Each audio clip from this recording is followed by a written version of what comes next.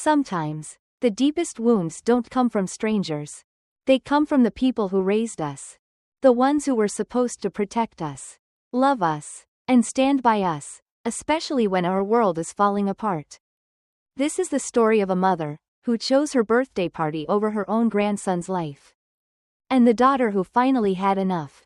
If you've ever been let down by family, if you've ever been made to feel small in your worst moment, this story is for you. Before we begin, don't forget to subscribe to Their Family Stories. Like this video, and leave a comment if you've ever had to walk away from someone who was supposed to care. Now, let me take you back to the night everything changed. My son was in the ICU, but my mother only cared about a birthday party. While my son was hooked up to machines fighting to breathe, my mom was upset I missed her birthday party. Not just upset, furious. She said I was embarrassing the family and making everything about me. As if watching my 10-year-old gasp for air and praying he made it through the night was some act of selfishness. That night, as I sat in a stiff plastic chair beside Eli's ICU bed, listening to the slow beep of his oxygen monitor, my phone buzzed with a message from her. "You could have come for just an hour. The cake is ruined now." I didn't respond. I just stared at my son's pale face, his little chest rising and falling under the oxygen mask. And I felt something unravel inside me. Something old, something buried. Because this wasn't the first time my mother, Barbara, made me feel like my pain was an inconvenience. Before we go further, let me ask you, have you ever reached a point where you suddenly see someone for who they really are, and there's no going back? If you have, then you'll understand what I did next. Because what happened that week changed everything. I used to believe that moving back in with my mother after my husband died would help heal things. I told myself she just didn't know how to show love. That she was old school, private, practical, but deep down, I knew she was cold. Not just emotionally reserved, but calculating, performative, always needing to look like the perfect mother, the gracious hostess, the strong matriarch. Even when I was a child, scraped knees were dismissed with, "You're not bleeding that bad." And heartbreaks were met with, "Well, maybe don't be so sensitive next time." Still, after Eli was born, and especially after losing Tom, I wanted us to be close. I needed family. And for a while, I thought we were getting there. Barbara helped with pickups when my nursing shifts ran long. She folded Eli's laundry like it was second nature. But I see now, it was never about me. Or even Eli. It was about her role. Her image. She wanted people to say, "Barbara's such a wonderful grandmother. Look how much she helps her daughter." Not once did she ask how I was coping. Not once did she say she was proud of me for working full-time in the NICU and raising a grieving child. Instead, she'd drop comments like, "You know, I managed to raise 2 kids without all this drama." Or, "I hope you're not spoiling him with too much affection. Boys need to toughen up." But I swallowed it. For years. Until the night Eli was taken to the ER. He'd had asthma since he was little, but this was different. It came on like a storm. One minute he was coughing. The next, he couldn't breathe. His lips turned blue before the ambulance arrived. I remember clutching his hand in the back of that rig, whispering, "I'm right here, baby. Stay with me. Just keep breathing." At the hospital, I switched from mother to nurse instinctively. I rattled off his history, his meds, his triggers, and then I just stood there as they wheeled him away, not knowing if I'd ever hold him again. My fingers were trembling when I finally pulled out my phone to call Barbara. I didn't even get a full sentence out before she interrupted. "Are you telling me you're not coming tonight?" That's what she said. Not, "Is he okay?" Not, "What happened?" Not, "I'm coming right now." Just, "You're not coming tonight?" It was her 65th birthday. A big surprise party at the country club. She'd been planning it for weeks. Sent out printed invitations. Hired a photographer. Had Eli tried on 5 different outfits for photos with Grandma. I said, "Mom, he's in critical condition. I'm not going anywhere." And she said, "You always find a way to make everything about you. Jessica, 1 hour. That's all I'm asking." That was the moment. The moment something in me cracked, then hardened. I remember sitting in that hospital chair with Eli's tiny hand resting in mine. The machines surrounding him like cold guardians. The room hummed with quiet beeps. Nurses moved silently, and the air felt heavy, like the world had pressed pause. Except inside my chest, everything was screaming. I didn't sleep that night. I didn't even close my eyes. I watched my son breathe like it was the most fragile miracle in the world. I prayed, not loudly, not with words, but with the ache in my bones that only a mother knows. At 6:42 a.m., my phone buzzed again. "You've humiliated me," she wrote. "People were asking where you were. I said nothing because I was raised to protect family. You could have told them Eli had a cold and left it at that." I stared at the message. Read it 3, maybe 4 times. Not once had she asked how he was. Not once had she said, "I'm coming." And maybe I shouldn't have been surprised. Growing up, Barbara made it clear that emotions were private business. She didn't cry at funerals. She didn't hug when my dad died of a heart attack when I was 19. She handed me a grocery list before the coroner even left. That was just her way. People used to say. But now, watching Eli sleep under a tangle of tubes and wires, I realized something I hadn't wanted to admit. It wasn't just her way. It was her choice. She chose to be cold. She chose image over intimacy, appearances over presence. And for the first time, I didn't want to understand her anymore. Back when Tom died, Barbara said, "You'll have to be strong now. No one likes a woman who falls apart."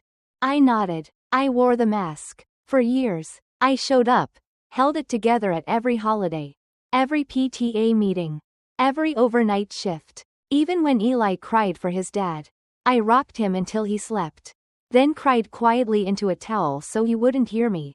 But I never heard a single, "You're doing great," from her. Instead, I got backhanded lines like, "At least he wasn't the sole provider. Or you'd really be in trouble." She never liked Tom, never liked that he made me laugh too much, dream too much. She said love was for children, and that women who rely on it end up disappointed.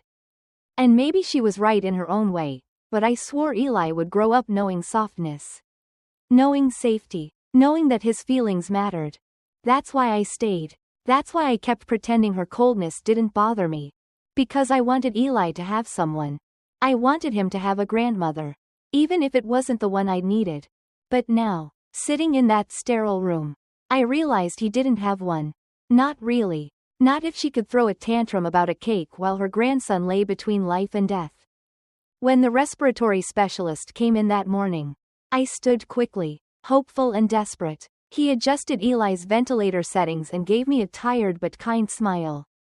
"He's holding steady. The steroids are helping. If this continues, we might be able to ease the oxygen support by tomorrow." It felt like breathing for the first time in hours. My knees almost gave out.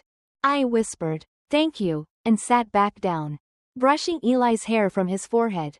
I wanted to call someone, to tell them, to share the small hope flickering in that moment.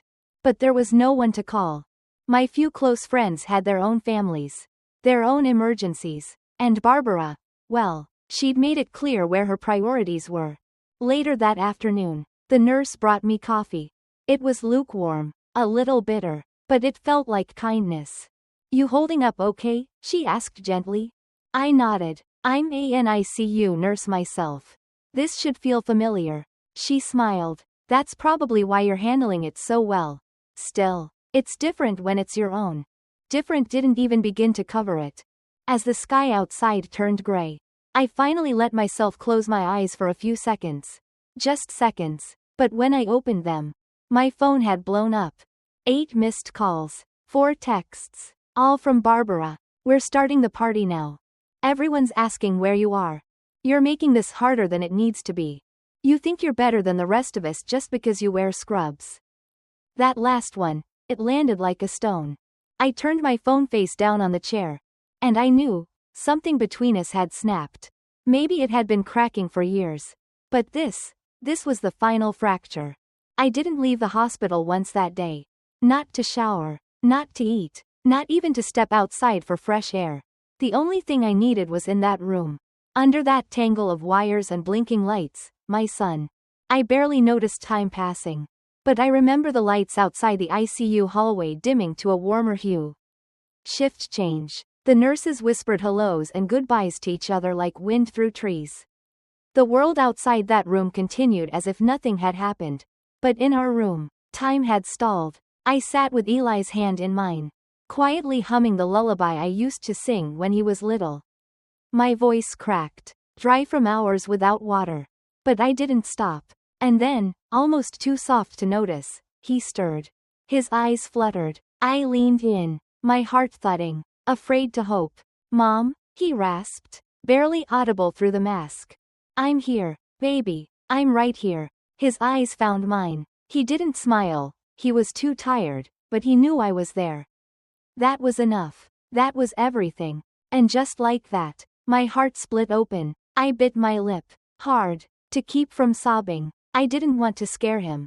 I just wanted him to feel peace. After the nurse checked his vitals and made a note on the chart, I whispered, "You scared me." He nodded slowly, eyes closing again, and mumbled, "Sorry." I pressed my forehead gently to his arm. "Don't be sorry. Just rest." The nurse smiled at me kindly. "That's a good sign. His lungs are working a little better. He's not out of the woods yet. But we're moving in the right direction." I wanted to fall to the floor with relief. And that's when I heard the laughter. Muffled, distant, but unmistakable, just outside the room, echoing from the corridor. I stood and peeked into the hallway. There, through the hospital's glass entrance, I saw a group of people dressed in cocktail clothes, red, navy, sequins. One woman carried a gold gift bag. Another had a camera slung over her shoulder. And walking beside them, straight-backed and poised like a queen in exile, was Barbara. She hadn't even texted to say she was coming. I felt my stomach twist. She saw me before I could hide. Her mouth curled into that polished, pageant-perfect smile she always wore at church functions and charity luncheons. She walked up to the nurse's station, speaking too loudly on purpose. "We just stopped by for a few quick pictures," she said. "It's my birthday, and my grandson is in the hospital. Figured we'd make the most of it." The nurse raised an eyebrow. "Visiting hours are limited in ICU. Ma'am." "Oh, I'm not staying long. I just need a picture for the family group chat." I stepped out before the nurse could respond. "Mom," I said quietly, trying not to let my voice shake. "This isn't a place for a photo shoot." Barbara turned, feigning surprise. "Well, I didn't know when I'd see you. Thought I'd come say hello." "You've had every chance to say hello," I said. "You've been texting me nonstop." She scoffed. "Texting you because you've been ignoring me. What do you expect, Jessica? You vanished during a major family event. Leave people asking questions." I had to manage the situation. Eli was fighting for his life. I said. He couldn't breathe. I couldn't finish the sentence. Barbara adjusted her scarf. "Yes, and I'm sorry for that. But this whole dramatic display is a bit much. You act like no one else has ever had a sick child before." I stepped back. The words were sharp, but her tone, dismissive, patronizing, cut even deeper. She looked around at her friends. "You all know how Jessica gets. Everything is a crisis." They chuckled politely, shifting their eyes to the floor. I looked at each of them. Grown adults, educated, parents themselves, and yet not one of them said a word in my defense. Barbara turned back to the nurse. "Just one picture, then we'll be on our way. I'll have to check with the attending," the nurse said, clearly uncomfortable. That's when Barbara leaned in, smiling like this was all a game. "Jessica," she said sweetly, "why don't you come take a photo with us? We can say we were here for moral support." I just stared at her.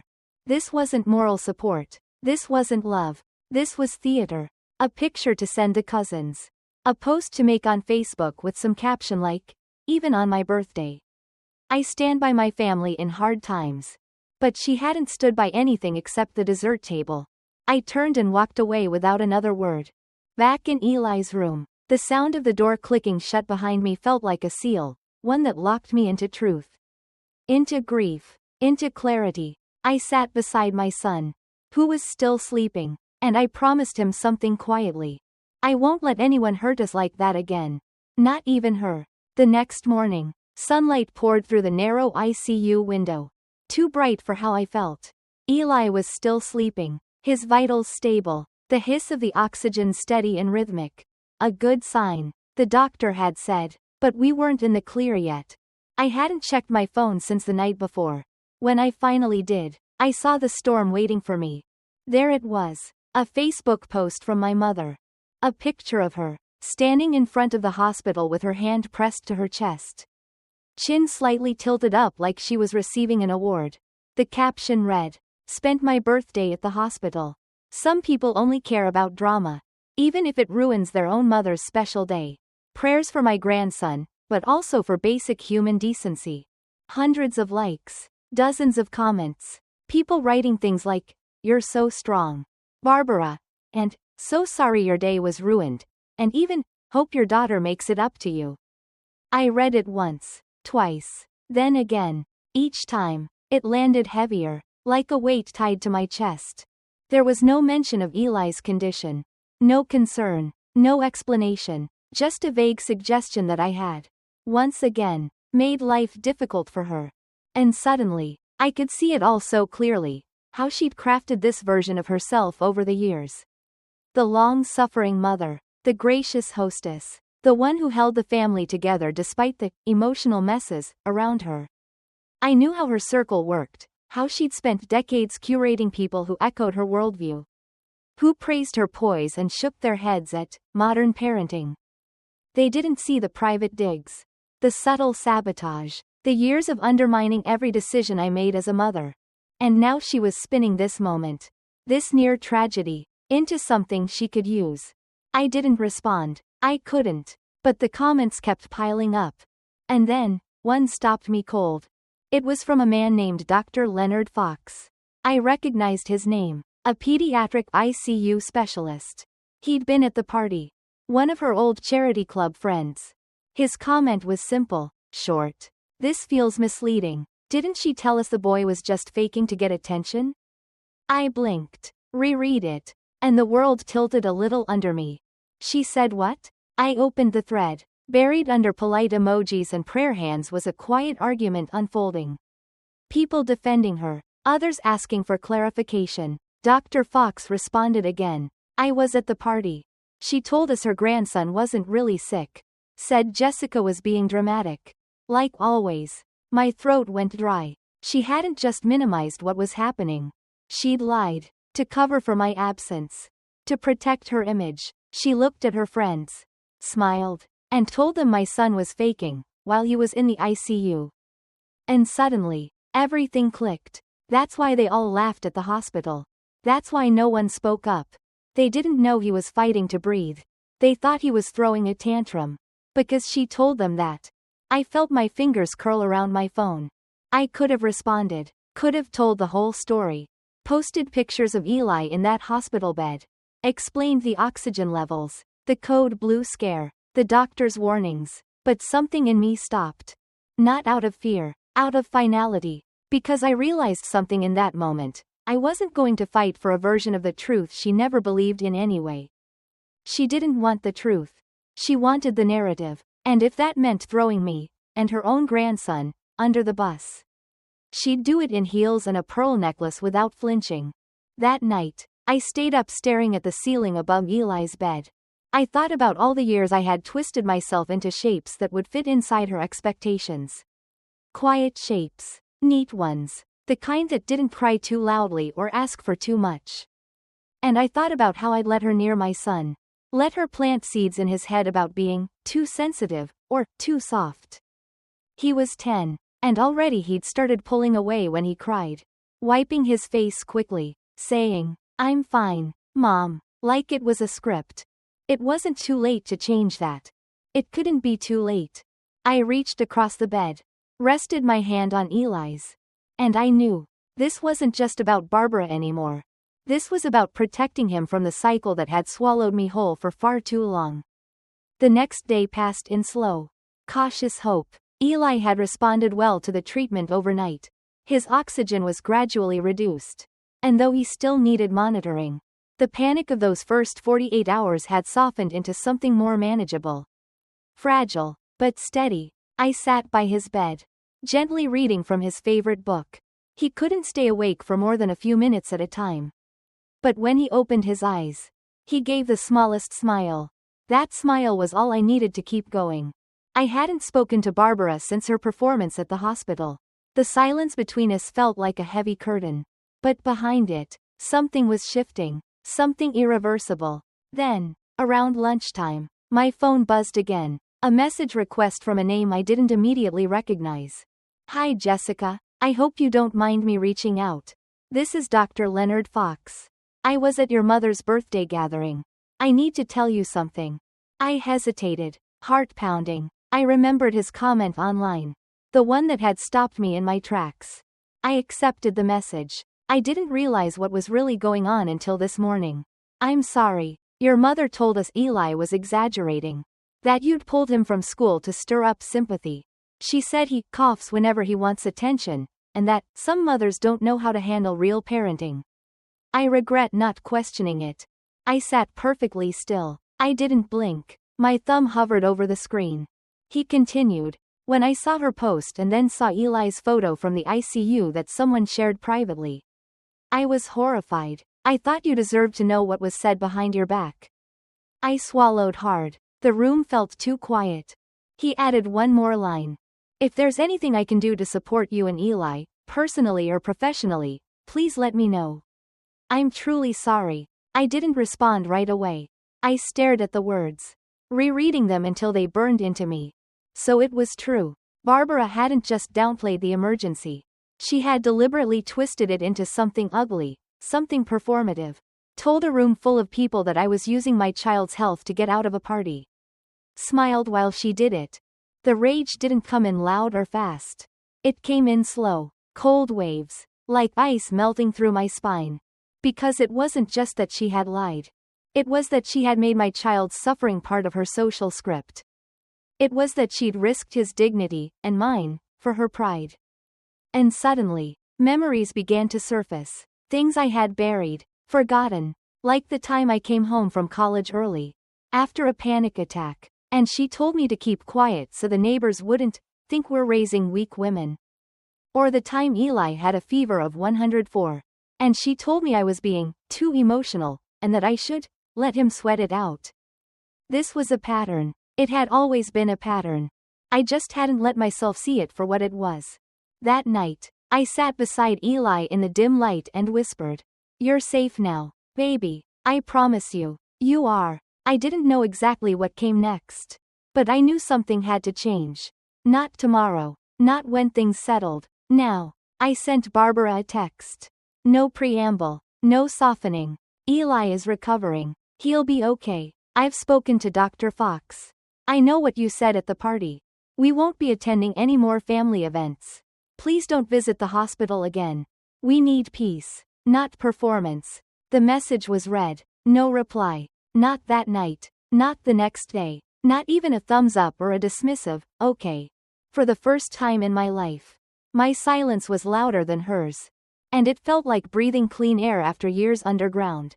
Later that week, one of the nurses handed me a small envelope. It was dropped off at the front desk. She said, inside was a folded card with a gold butterfly on the front. Inside, in Barbara's tight cursive, were only 3 words. "You'll regret this." No apology, no reflection, no mention of Eli, just a warning. I folded the card, put it in my bag, and never opened it again. Because for the first time in my adult life, I didn't feel regret. I felt free. The morning after I received her card, I sat alone in the hospital cafeteria, hands wrapped around a cup of coffee that had long gone cold. I hadn't gone home in days. I'd been sleeping in the chair beside Eli's bed, washing my face in the restroom down the hall, pulling my hair back into a tight bun like I did on long shifts at the ICU. I looked out the window, watching the soft movement of the trees. Spring was pressing in, but I felt like I hadn't stepped outside winter yet. There was a stillness to grief that no season could shake loose. Barbara hadn't tried to visit again, and for that, I was grateful. The nurses had been told to turn her away if she came. No exceptions. Still, I waited for a knock on the door. A voicemail. Something resembling remorse. But there was nothing. It shouldn't have surprised me. But part of me still hoped. Some quiet childlike part that wanted her mother to show up. Just once. Without armor or agenda. Instead, I got a second envelope. This one was mailed to my house. My name written in her script. Inside was a list of names. Family, cousins, church friends, and a printed copy of her birthday party group photo, complete with tiny captions under each smiling face. At the bottom, in bold black ink, notice who's missing. Actions speak louder than words. That was the moment I knew I had to confront her, not for me, but for Eli, for every time he might wonder why his grandmother didn't call on his birthday. Or why she stopped coming around. I didn't want him thinking he had done something wrong. I didn't want silence to be the explanation. Not this time. So I asked my sister to watch Eli for an hour, and I drove across town. The house looked the same. The hedges trimmed, the porch swept, everything neat and staged. Like always, Barbara's world didn't allow for mess. She opened the door like she'd been expecting me. No surprise, no softness. She stepped aside and said, "So you've decided to come to your senses." I walked in, took a breath, and turned to face her. I'm not here to smooth things over. I'm here to say what I should have said years ago. She closed the door quietly, then folded her arms. Go on. Then, I looked at her, really looked at her. Her hair perfect, her lipstick sharp, not a single crack in her composure. A woman built from bone and pride. You lied, I said. You told people Eli was faking. That I was being dramatic. That his condition wasn't serious. She raised a brow. I said what I thought was appropriate at the time. I didn't want people thinking there was a family crisis when it wasn't necessary. He was in the ICU. And he's fine now. You always overreact. I stared at her, stunned. But this time, I didn't let her words shrink me. Do you hear yourself? You cared more about what people thought than what Eli was going through. Than what I was going through. I cared about not making a scene. She snapped. You always make scenes. No, I said, my voice steady. I make space. For pain. For truth. For feeling. You never did. You turned birthdays into performances. Holidays into competitions. You dressed grief up in pearls and told us not to ruin the carpet with our sadness. She didn't speak. I stepped closer. I spent years chasing your approval. Thinking if I worked hard enough, stayed quiet enough, sacrificed enough, you'd finally see me. But you don't see anyone unless they serve your story. She looked away, jaw tight. I'm done letting Eli grow up believing that love is cold. That it comes with conditions. That he has to earn it by making himself small. Her voice was low when she spoke again. So what? You're cutting me off? Going to be another modern woman who thinks boundaries mean abandonment? No, I said. I'm being a mother. The silence between us stretched. Taut and final. Then I turned to leave.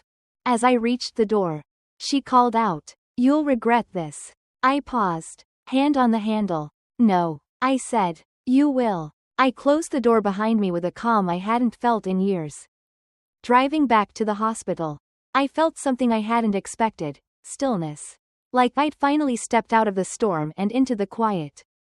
And when I returned to Eli's room and saw him sitting up, pale but smiling, the weight that had clung to me for so long slipped quietly off my shoulders. Eli came home 10 days later. The doctors called his recovery remarkable.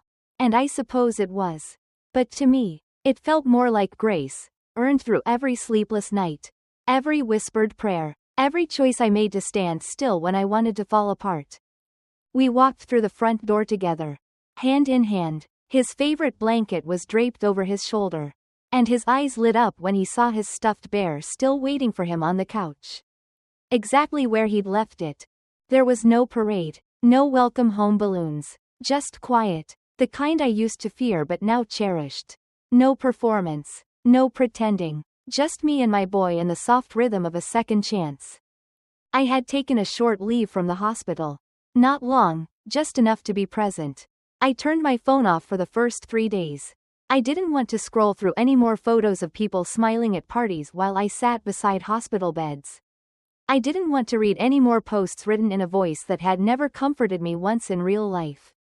Barbara didn't call. Not for Eli. Not for me. Not for anything. At first, it stung in the same old place, the one I'd kept hidden for years. Like an old bruise I'd trained myself to ignore. But slowly, the absence began to feel like relief. Like a door that had always been open, letting in cold wind, had finally been shut. I told Eli the truth. But gently. He asked, "Why didn't Grandma come?" And I said, "Because sometimes grown-ups forget what's important. But it's not your fault." And it never was. He nodded slowly, then leaned into me, small and warm. "She always said I needed to be tougher." He whispered. "You don't." I said, "You need to be exactly who you are. Sensitive, smart, kind. You're perfect." He didn't say anything after that. But he didn't pull away either. We spent the next few weeks finding our rhythm again. I cooked more. Let the dishes pile up sometimes. We read books out loud at night, old ones. New ones. The silly ones we both knew by heart. Sometimes I'd catch him watching me when I laughed. Like he was trying to memorize the sound. There were moments, quiet ones, when the grief would still sneak in. Not just for what had happened in the hospital, but for everything that came before it. For the mother I'd wanted and never had. For the birthday parties where I clapped the loudest and still went unnoticed. For the little girl in me who had tried so hard to be worthy. But each time it came, I let it pass through me. I didn't push it down. I didn't perform. I just let it be. One afternoon, about a month later, a small envelope appeared in our mailbox. No return address. The handwriting unmistakable. Inside was a photo. Me, as a child, standing beside Barbara at a church potluck. I was holding a plate of cookies. She had her hand on my shoulder and that same practiced smile on her face. Behind us, people were clapping. On the back of the photo, one sentence. "You always were a dramatic girl." I didn't cry. I didn't call. I didn't write back. Instead, I folded the photo, slid it into a box of old letters I no longer needed to read, and tucked it deep into the back of my closet. A chapter closed. I've learned that not all wounds leave scars. Some simply teach you how to stop returning to the place where you were hurt. Barbara still lives in that house across town. Still hosts brunches and attends fundraisers. Still sends Christmas cards with posed smiles and poetic lines copied from someone else's story. But not mine. Not anymore. Eli turned 11 last month. We didn't throw a party. We had pancakes for dinner, watched his favorite movie in pajamas, and stayed up too late laughing at nothing. And when I tucked him in that night, he looked up and said, "This was the best birthday ever." I kissed his forehead, brushed his hair back, and whispered, "Me too." I lost a mother that day in the hospital. But I saved my son. And I found myself.